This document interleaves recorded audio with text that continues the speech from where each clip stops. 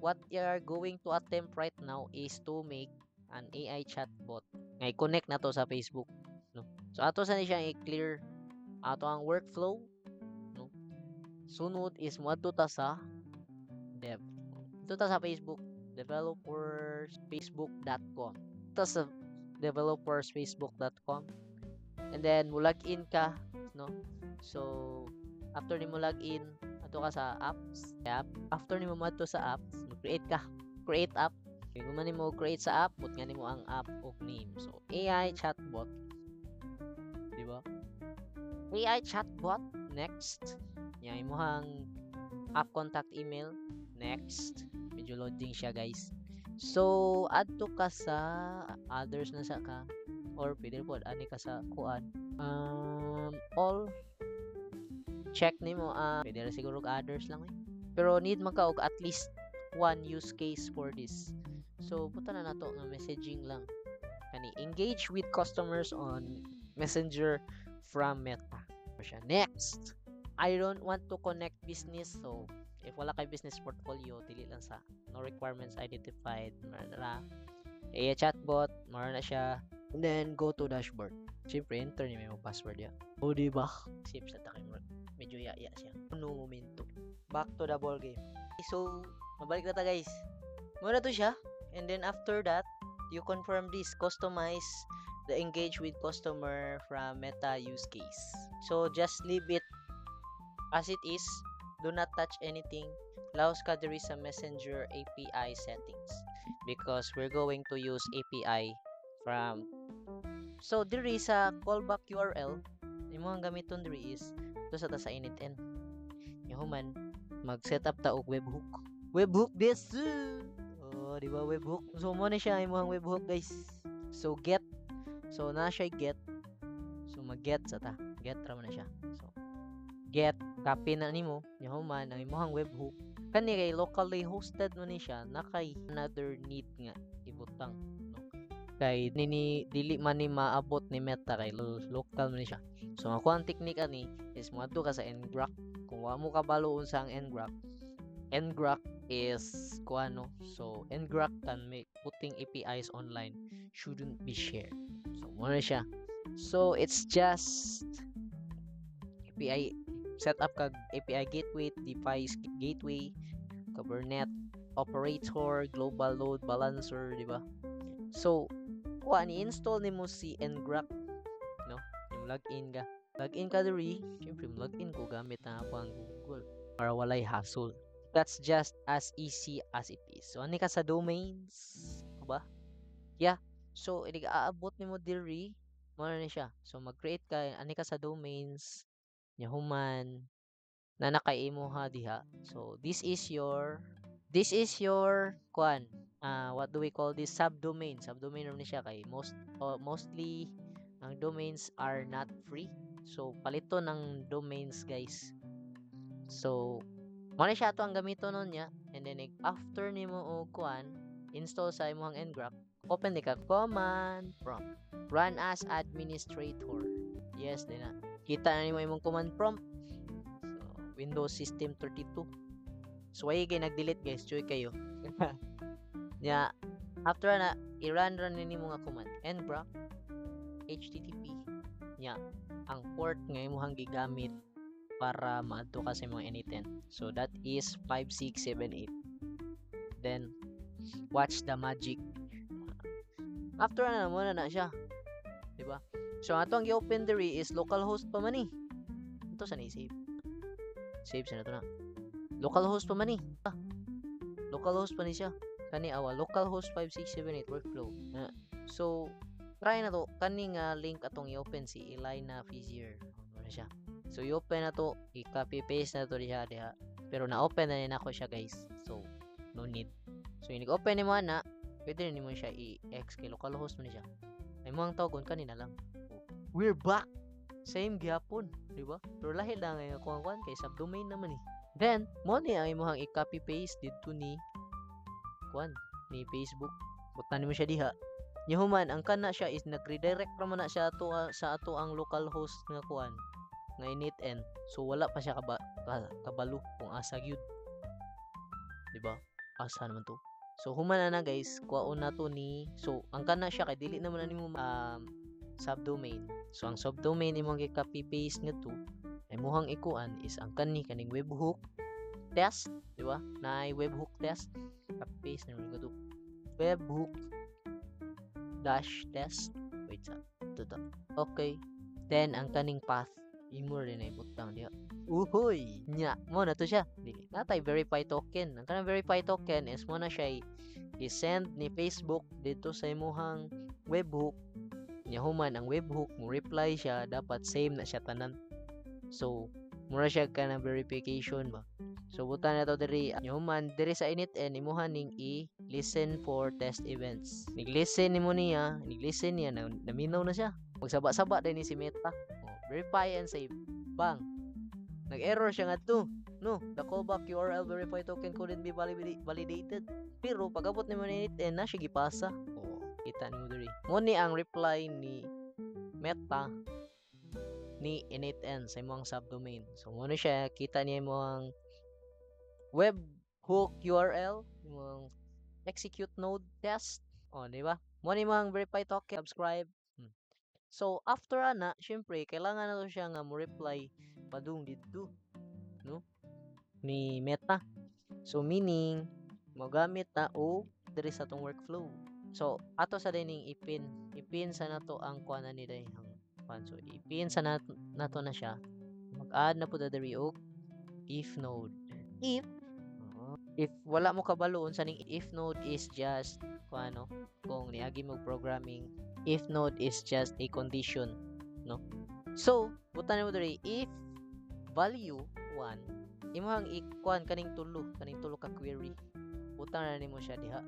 So mag-add kag tulo equal to na siya guys. And then hub mode copy ra nimo siya diha. Hub challenge hub verify token padung sa imong hub verify token. If mo true na siya, adto siya sa true nga branch niya. If mo false siya, syempre wala tay buhaton sa false kay dili man siya kanang verified. So, wala tay buhaton. So execute na nimo, true siya. Syempre mo ra gud nang gikuan. So sa true siya ni gawas, di ba? Mag-add na po ka diha. Add ka diha og HTTP man siguro to. So save sa nato ni guys. So mo to siya, execute mo na siya. Isulod siya sa true. Nigsulod niya sa true, syempre mo respond na ta ni Meta para ma-verify niya. So butang ka diri og webhook. Na respond webhook.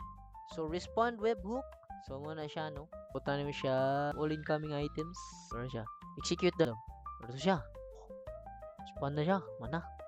So ato malikon guys. Execute workflow successfully. Human ato malikon. So meaning execute ato sa niyan pin day.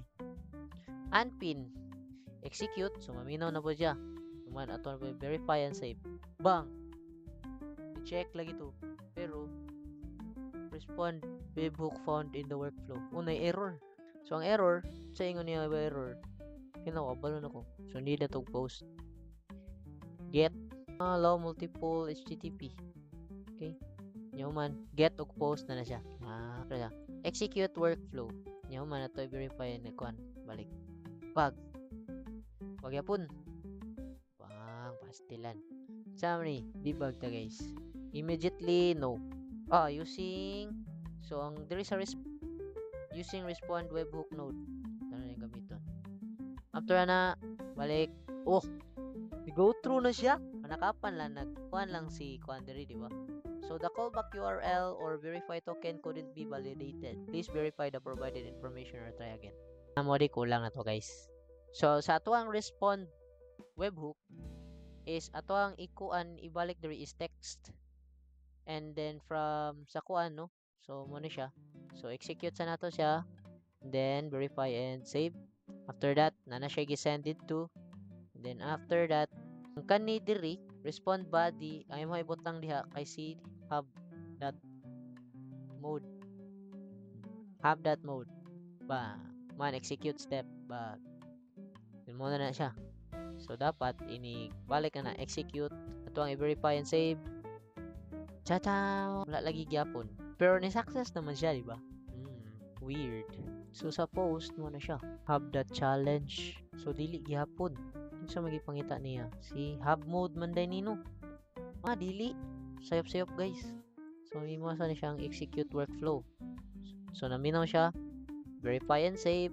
After nimo mo verify and save, adto ka sa webhook. Instead of hub mode, dili day. Ay mohang gipangita is si challenge. Ara, hub challenge. Butang nimo diha. After nimo butang nimo diha, imong i-save and then you run the workflow again. Verify and save. Para push. Bang. So, na-redirect man ka. Man naman ko ani, di ba? Nagbutang naman tag callback URL ganina. Yes. But naman ka sa user, kung ka sa page, so, ato ka sa page, balik. So, mana, kita na nimo diha.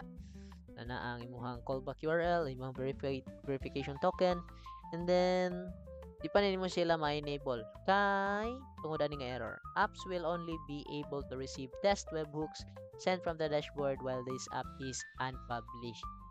So meaning need pa man nimo siya i-publish. Unsa man siya pag-publish? Ani ka diri sa publish. So inig adto nimo sa publish, di ba? So atay kulang. So si privacy policy URL is kuha na siya. Mura na siya kanang URL nga sa imong privacy policy. So meaning pwede ra ka moadto ka ni ChatGPT. ChatGPT mutana ka ni ingnon nimo si ChatGPT. Buhati ko og privacy policy nga kanang text lang. Naman ato kasi imong GitHub. Ako ang gigamit is just GitHub. And then sa ako ang GitHub nagbuhat ko og kanang repository for my privacy policy. And then after that, ang link sa akong privacy policy is mora sad ang ako ang gibutang dito sa privacy policy URL. And then sa terms of service, pwede ra ko nagwala. And then diri fill up nimo na. And then save changes. After nimo og save changes, ka dito sa publish. After nimo adto sa publish, makakita na ka og publish button, no? Dapat makakita na ka og publish button. Na kay publish button. Ang kanang publish button imo nang pisliton. Imna nimo copy. Purot na lang akong copy o pat mahuman. Your app was successfully published o na-publish na imong app. After ana, syempre na-publish naman so pwede na siya maminaw. It can already listen to your webhook. So adto ka balik sa chat, no? Messenger API settings, API setup. And then kani diri kita kanino FB pages yet. So i-connect na nimo sa imong FB page. Connect mo to siya. So pili kag unsa nga page imong gamiton. So kanila sa atong gamiton. Page nga wala na nako gamita, no? Bag. Medyo hinay yun siya. Pasensya. So mo na siya. After ana, ato sa kasaw configure nimo ang webhooks. Butang nimo diri, imong i-check diri is si message context. Check nimo na ay di man pwede. Ay kani lang. Di man siya masugot kana lang. Message echoes, message edits, message reactions, message reads, messages. Wala ko kabaloon sa ng mga uban pero basta mo to siya mga necessary. After na guys, syempre ato sad na nimo mag-add sa kag subscription na niya, messages, options, payments ana standby ana pwede rin nag-i-check nimo tanan. Pero og di ka ganahan kana importante kay kani messages, kana message deliveries, call and update itaganahan na mara na siya. Ni-confirm nimo ana so balik gitagaan na nimo siya og access ato. So 1 hour na ni kape no. After na, siyempre, mo na siya imong token kanang token sa kuan ba, Vivo. So sa post, mag-add ka og post siyempre. Mo na ni siya ang imong AI agent. Na kay AI agent diha. So depende na nimo sa kuan tutorial ganina kung unsa imong gamiton. So either pwede ka mag-local o Llama or pwede po ka mag-Google Gemini or kung dato ka OpenAI na naay subscription. It's up to you. So, we are going to use Google Gemini. Kaya na naman ko yung naka-set up na account diri. So, that's it. Yahuman, mabutang ka og simple memory. After ana, na nakay AI after na butang din nimo diha si post de HTTP request, di ba? Sa imong HTTP request butang nimo diha post and then ang URL, di ba? So ang URL nga need nimo is feel ako magkuan ka og curl ani. So ito ka sa Facebook ana nya human adto ka sa docs, webhooks, graph API, sharing, asa kay ko ato. Adto ka sa ilahang kuano. Like ani nimo diri, to ka sa pangitaw nimo ang object entry time. So ito kung may pangita gani. What am I searching for? I'm searching for the curl of Messenger. So ang curl basically ako ang gipangita is unsaon ako pag-reply sa ni chat. So mo na siya. So balik ta diri docs ato sa docs ni init and post common body parameters dili pwede tani ni init and kay ang daw ang curl is gipangita is sa kuan man messenger catalogs kani create endpoint event receive verification request app.js my token kani siguro ni page ID sender ID mo nito atong gibuhat kanina kani siguro and then import curl tanim ta diha import could not man so dili ni siya mao body parser get kani post mo ni siya kani okay mo ni siya sample response okay mo ni siya response guys kani mo ni siya post okay this is your token kani wala lagi what the hell so adto ka diri kuno import dili yapon pwede man ka mag-import di ba kani daw curl and HTTP request dara mo na ni siya or feel ako natay kailangan uspod so sa atong import is mura man ni siya no sa curl naman tay message response so ato ang message response anita diri balik na siya ang token success sample response sample request then at mo nitang sample response ana human paste dia import hindi pa rin pwede pala syempre import page access token so mo na siya after nimo na import sa curl si URL is subscribe page so mo na ni siya okay so mag-test sa ta so mag-execute ta sa workflow execute workflow and then dito sa atong Facebook chat ta nimo si katong page nimo nga imong gigamit adto ka so sa ato ang gigamit is tong page secret chat tag hello musud na siya dapat diha di ba na siya response pero wala siya musud sa AI agent ni-reply di siya ni-reply siya weird chat open error node session ID naka-reply lang siya no ay okay kuan man save naka-reply siya kay naman tay active diha so ato sa na disable na so workflow sa siya chatan hello na wa siya ka-reply kay wala man diri di ba so muna na siya so ang error sa ato ang JSON is ang sa session ID so meaning ang session ID na to ato na siya ilistan na to si chat input define below so si prompt user is makita na to diri si recipient so si sender ID si sender ID ano to si sender ID execute na to dili gyapon i-chat na to balik hello bang mo gyapon define below okay so si key from AI mapping so i-map lang na to siya ni sender so mara na siya ato increase og 10 okay, after na execute the workflow balik chat na to siya hello na then mana na store na siya kaya nakita siya og ID so mara to yung ipangita ID and then direta nagka-problema sa ato ang reply so nanatay output gikan ni AI after ani gipangita niya ay si page access token di ba So, nangita siya ni name. So, si name. So, ang access token. So, muna siya ang access token, guys. Ato, balik ta sa katong naay. Sa ang page. Padyot lang. Okay. Anita sa webhook balik. And then, dito sa generate access token. So, mo man no. And then, ato ibut kung saan na to si page ID. Page ID. Mag no need naman siguro. Page ID. So, si page ID, imuhang ilisdan. Okay, mo na siya. Si page ID. And then, after that, there is the name. So, sa name, ang ato ibut lang sa name is si ang recipient. Meaning, ikaw na recipient ID. And then, diliday si sender. Si sender. Kasi siya man ito ang sendan. Na. And then, ang message, so muna siya ang imuhang reply. So, muna to siya ang output ni agent. Ano mo diha. And then, after that, si access token, syempre, di na to kalimutan. Kaya muna siya pinaka-importante.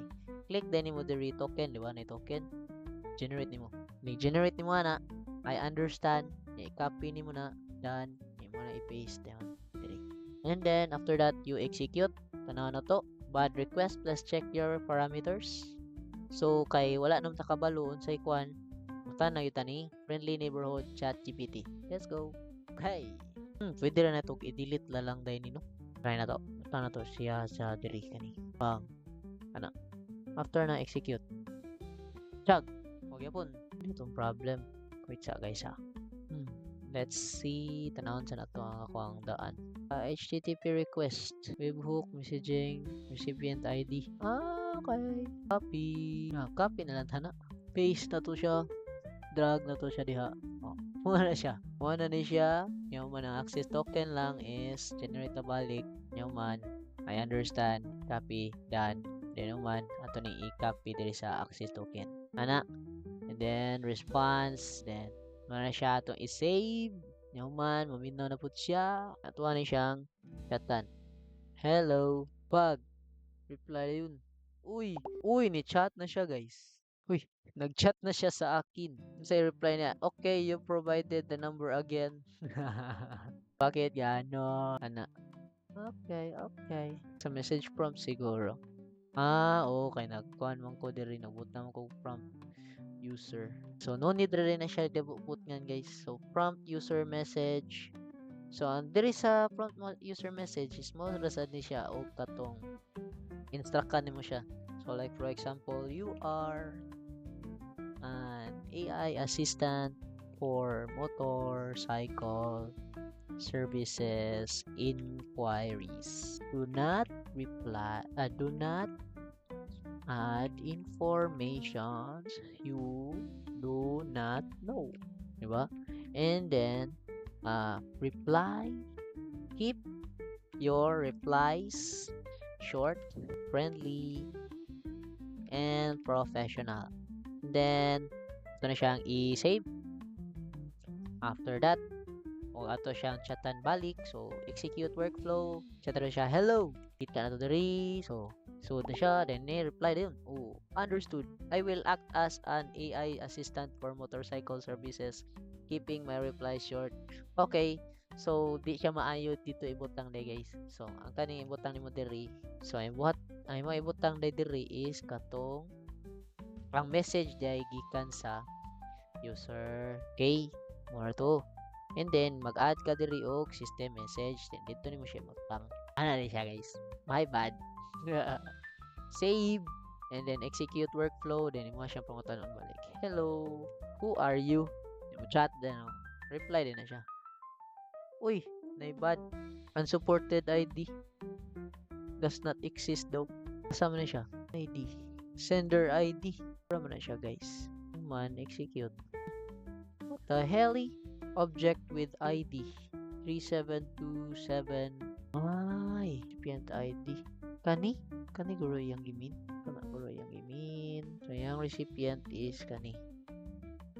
Listen. Okay. Try na to execute. Balik daw. Diyan ko ano. Is the recipient ID. So, grab. Then, recipient ID. Access token. Ano na siya. Please check your parameter. The recipient is required. Hindi naman okay. ang kana siyang value dapat ana is katong reply. Is the reply of the AI. Kana.